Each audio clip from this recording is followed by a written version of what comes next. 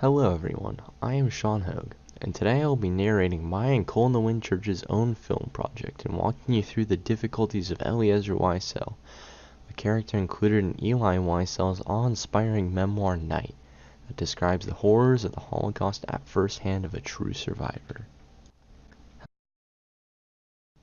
At first, the reader is introduced to the town of Siht, a homely Jewish community in which Eliezer, a young boy of 14 years, finds himself happily tending to his wife, along with his broadly respected father, mother, and two sisters. The first childhood friend of Eliezer that we as readers are introduced to is a boy named Moshe the Beetle. Moshe the Beetle acts as a symbol of religious exploration for Eliezer, as they constantly find themselves consumed within their journeys of the studying of the Kabbalah, continuously reading the Zohar on hours on end to discover within the very essence of divinity.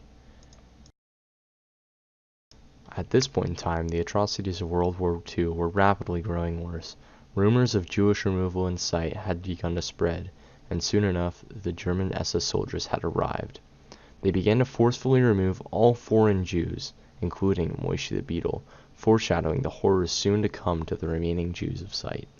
After a few months, Moshe the Beetle returned to Sight, stating that he had escaped the German army after being left for dead on the side of the road.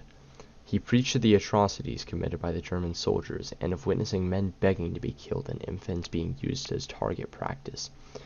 He warned the Jews of Sight to leave as soon as possible, although they simply treated him as a societal outcast, ignoring his warnings.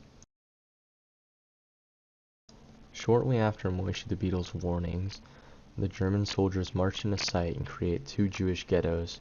From there, the Germans slowly diminished Jewish rights until all power held by the Jews are reduced to a point where basic human rights barely remain. With their new rights, the Jews are soon ordered to evacuate their homes and begin their march into a horrendous journey of both faith and physical stress.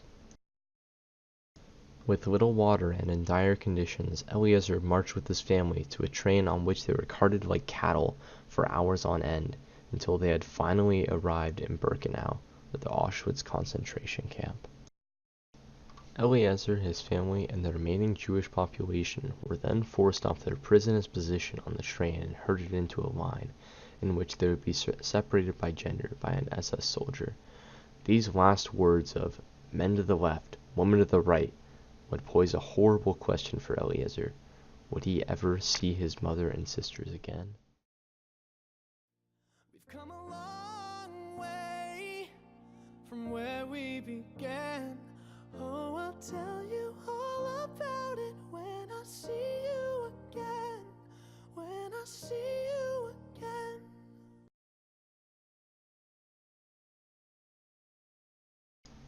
After their separation from the rest of the family, Eliezer and his father were relocated at a labor camp where their lives became physically demanding and deprived of any life that remained inside of them.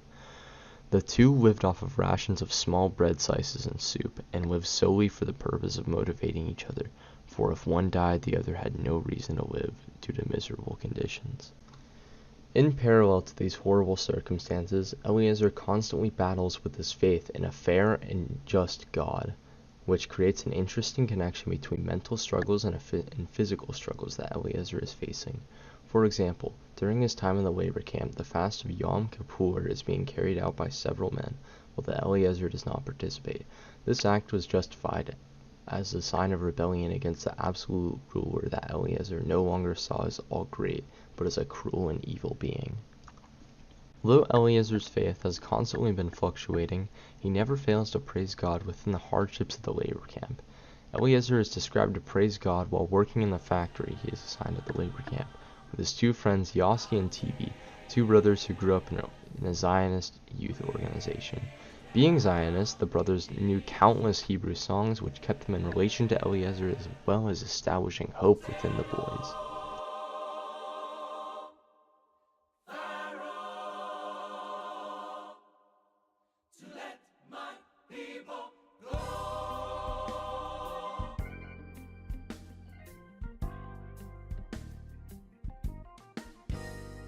When Israel was in Egypt,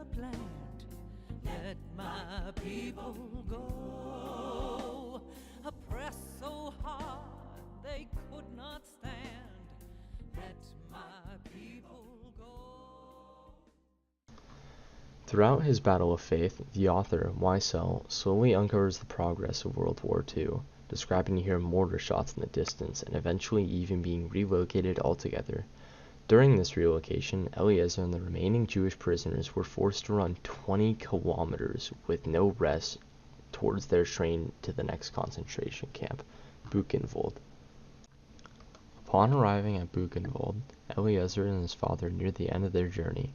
With Germany losing the war and the newly unorganized and unmotivated SS soldiers, Germany is seen to be on its last leg.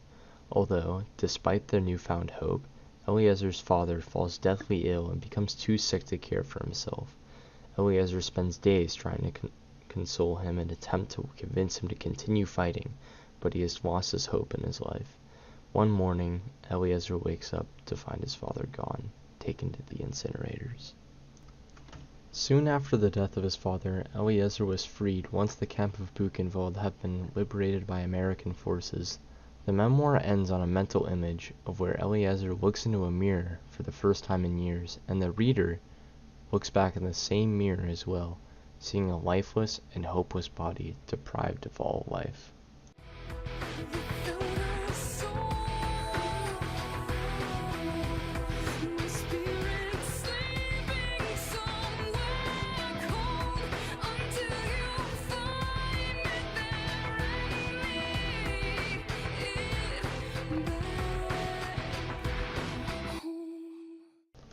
Wiesel does an amazing job in producing feelings of sympathy for the victims of the Holocaust, and draws great attention towards the horrors of the people who stood by and allowed such suffering to occur, and end the lives of 6 million Jewish people and change the lives of many more forever.